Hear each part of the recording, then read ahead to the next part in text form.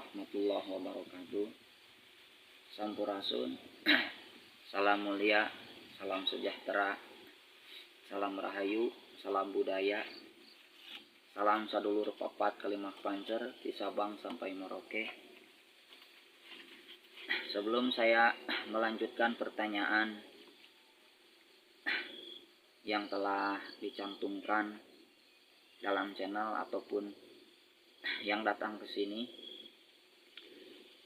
saya di sini dalam membuat channel di YouTube ini bukan hanya sekedar atau tidak ada niat untuk mencari sebuah rezeki ataupun sebuah apa ya namanya. Intinya tidak ingin mencari rezeki di sebuah konten ini, tetapi saya hanya ingin menyampaikan dengan pengetahuan saya, pemahaman saya, dan penjelasan yang saya miliki. Dan dari penjelasan saya ini tidak usah diyakini oleh semua orang banyak, cukup hanya diri pribadi saya saja yang meyakininya. Dan sebelum konten ini dibuat ataupun dilanjutkan, salam-salam buat sesama ahli spiritual, salam rahayu, salam sejahtera buat Bapak Ki Dharma Kunchara yang ada di Cilacap, yang saya hormati dan saya meyakini dengan segala konten-kontennya Bapak Ki Dharma Kunchara. Dengan sehubungan sadulur yang datang lagi ke sini menanyakan ataupun mempertanyakan tentang hubungan Satria Piningit, lebih jelasnya penjelasan Satria Piningit dengan sosok pemuda pengembala dan bocah angon. Di sini saya akan membahas dengan sehubungan pertanyaan sadulur yang datang lagi ke sini, Satria Piningit dan si pemuda pengembala ataupun bocah angon. Menurut pribadi saya sendiri, yang saya pahami, yang saya amati, sosok Satria Piningit itu adalah sosok manusia yang sedang bersembunyi ataupun para leluhur Nusantara ini yang sedang bersembunyi di diri manusia yang telah dititisi oleh leluhur ini. Lebih jelasnya, Satria Piningit ini adalah si pemuda pengembala ataupun si bocah angon. Kenapa saya bilang seperti ini? Karena sejatinya si pemuda pengembala adalah Sabda Palon yang telah menitis kepada si sosok pemuda pengembala ini. Jadi saya katakan sekali lagi bahwa Sabda Palon itu sudah menitis ke tubuh atau ke raga si pemuda pengembala.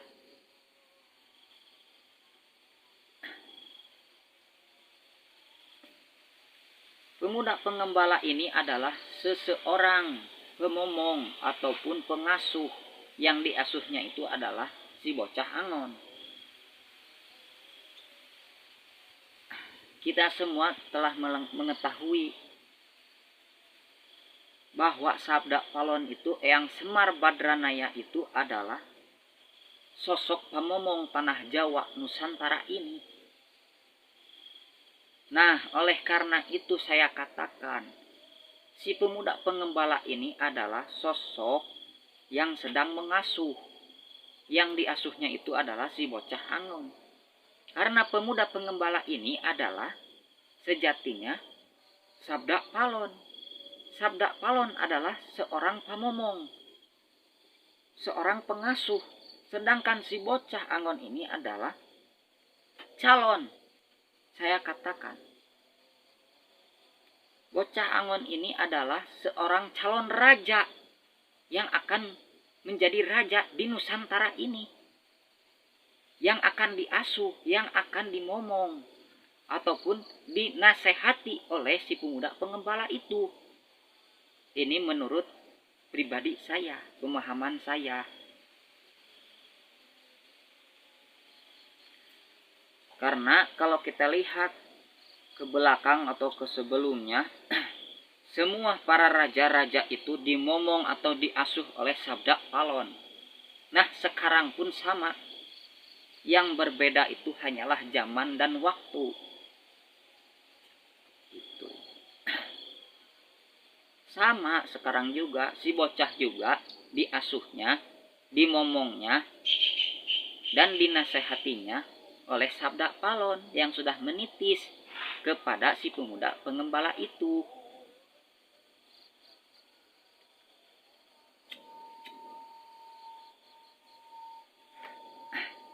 Dan ada yang bertanya lagi, sadulur mempertanyakan,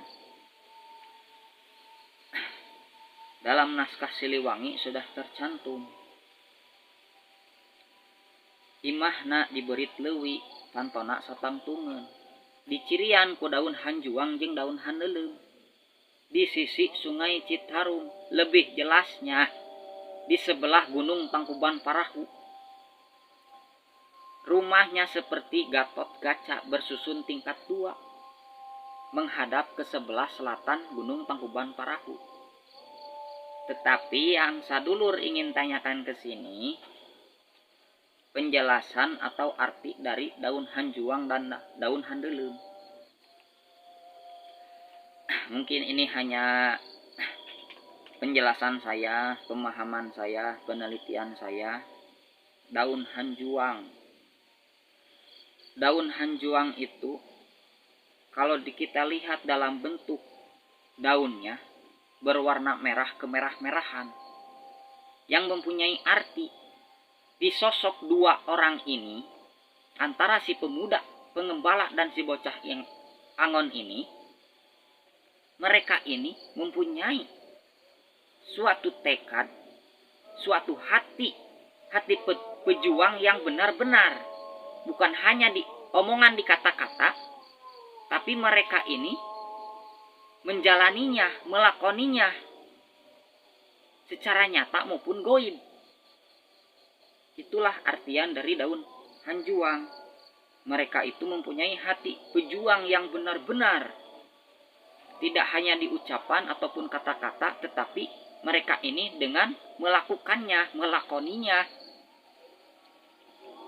Sedangkan pengertian dari daun handeuleum itu sendiri, kalau kita lihat dari daunnya, daun handeuleum itu mempunyai corak, berbagai corak, berbagai bentuk. Ada yang panjang, ada yang seperti lonjong tapi tidak bulat. Jadi berbagai bentuk dan berbagai corak. Warnanya itu ada yang kuning, kemerahan, hijau, kehitaman, begitupun kecoklatan. Apa sih artinya daun handeuleum ini? Kalau kita lihat dalam bentuk warna atau bentuk daunnya, itu sama dengan berbagai bentuk bahasa di Nusantara ini. Berbagai bentuk ragam, berbagai bentuk seni, berbagai bentuk bahasa. Bahasa Sunda dengan bahasa Sundanya, bahasa Jawa dengan bahasa Jawanya, Sumatera pun begitu, dan lain sebagainya. Mempunyai ciri tersendiri. Sunda dengan kesenian Sundanya, Jawa dengan kesenian Jawanya.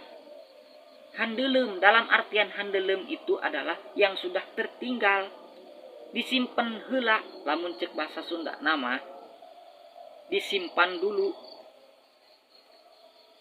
Adat istiadat, kebudayaan yang sudah tertinggal di Nusantara ini, nanti sudah waktunya sang satria ini muncul, sudah menjadi seorang raja di Nusantara ini, maka itu akan dikembalikan lagi oleh mereka. akan diharumkan lagi, akan dibangkitkan lagi di Nusantara ini. Itulah artian daun handelem. Itulah yang saya bisa sampaikan atau yang saya bisa jelaskan. Dicukupkan segitu dulu. Jadi ini tidak harus dipercayai dengan sungguh-sungguh oleh orang banyak. Ini hanya menurut pendapat, pemahaman saya dan dari para guru-guru saya maupun dari guru ahli spiritualnya, ahli batinnya, dan maupun keagamaannya.